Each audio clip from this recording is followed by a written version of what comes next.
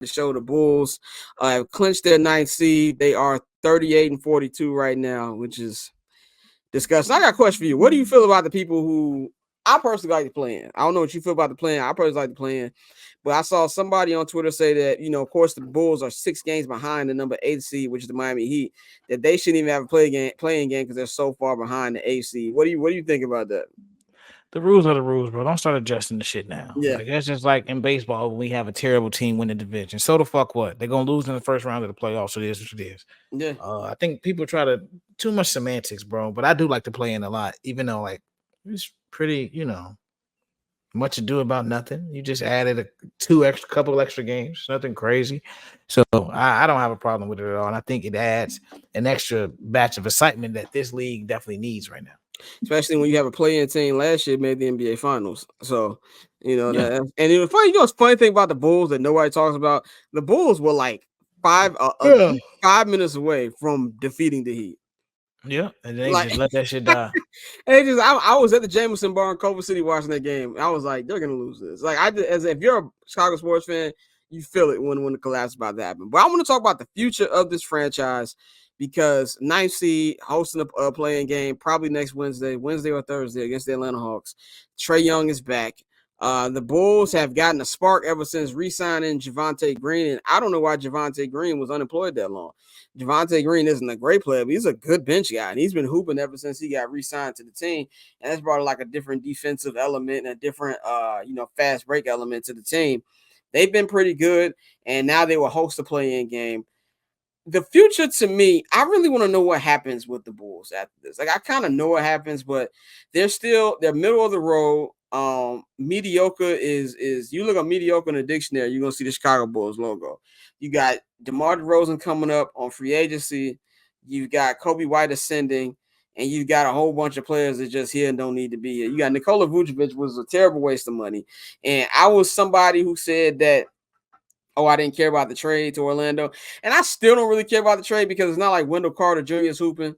Mo Wagner's decent, but I don't really lose sleep over him. But the Orlando Magic have put together a way better team. They're the third seed in the Eastern Conference right now. Now, obviously, that has to do getting the number one pick, which ended up being Paolo, and Paolo's been hooping. So that changes a lot of things. But Nikola Vucevic has been an extreme waste of money that I feel like the Bulls wish they would have never signed him to. And then we all know Zach LaVine is in limbo. Win or lose, like it doesn't really matter to me if they beat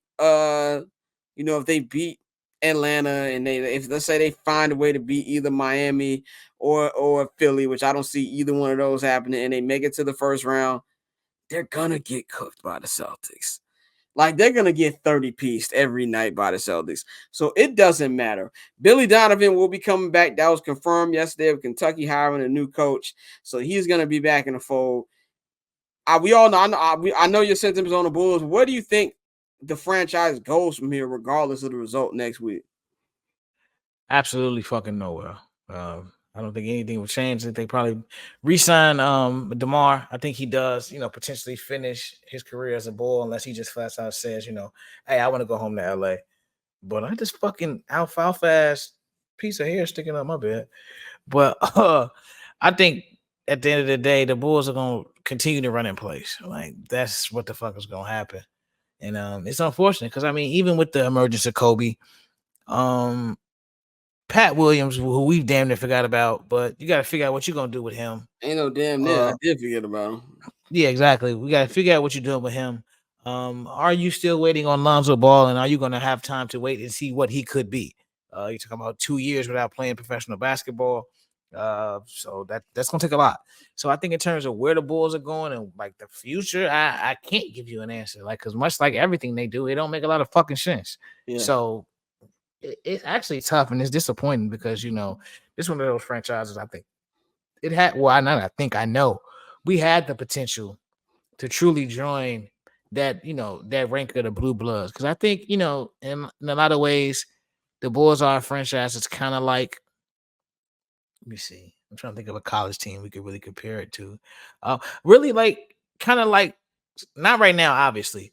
But kind of like South Carolina in a sense where they're a great program, but they're not the Blue Bloods. They're not the UConns. They're not the Tennessees. Like the Bulls, right? The Bulls after Mike they were a great franchise, but they weren't the Lakers. They weren't the Celtics. They weren't those legacy franchises, you know.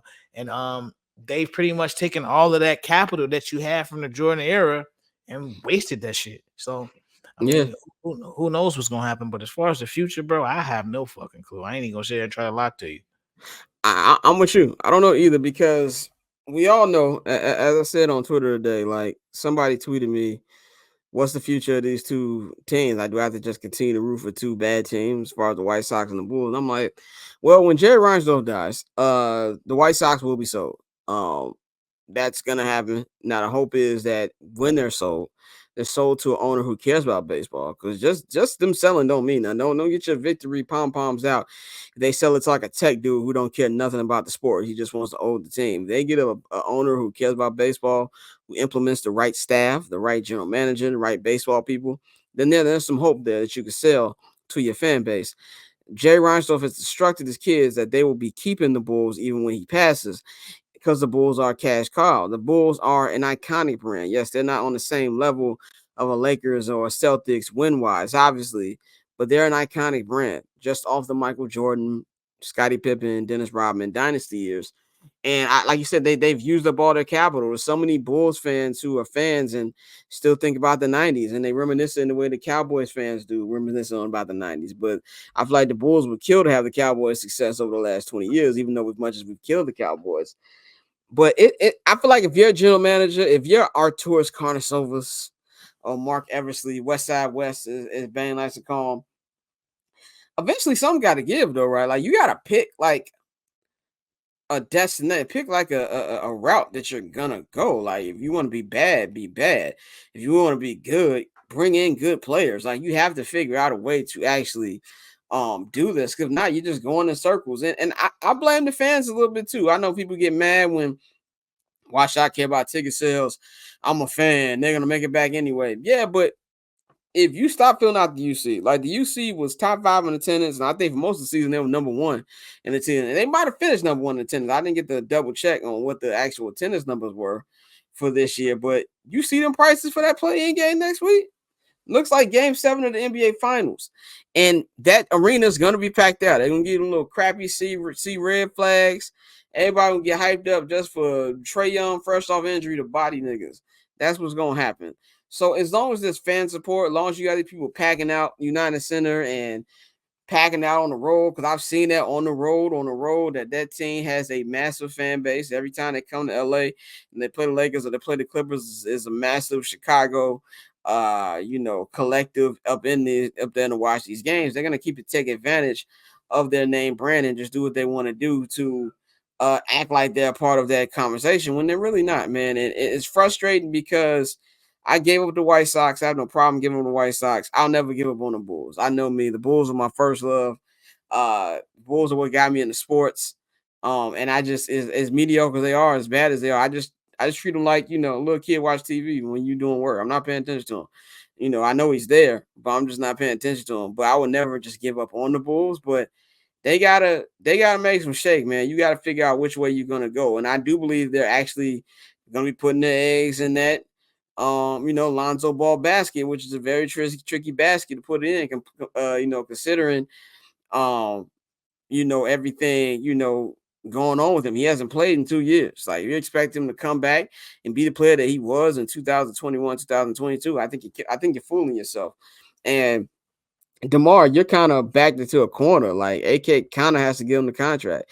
We know how AK feels about the guys he traded for. You gave DeMar that last chance, and the same thing with everything else he's been doing, man. And it's a very delicate situation as a fan base. I feel bad. I really feel like this is a train going nowhere. There's no reason why this team should be in a conversation with the Lakers and the Celtics, and as quality organizations. Because outside of the Michael Jordan years, this was not a quality organization. You can actually argue when he was here, it wasn't a quality organization because of the way they treated players and things like that. So I do think it's dark times for Chicago, Jay Reinsdorf owned teams, man. And I think that if you look at the Blackhawks and the Bears and the Cubs, this is your opportunity to take control of the city because them rights, those teams ain't moving the needle, man. It's actually kind of sad to see what's going on.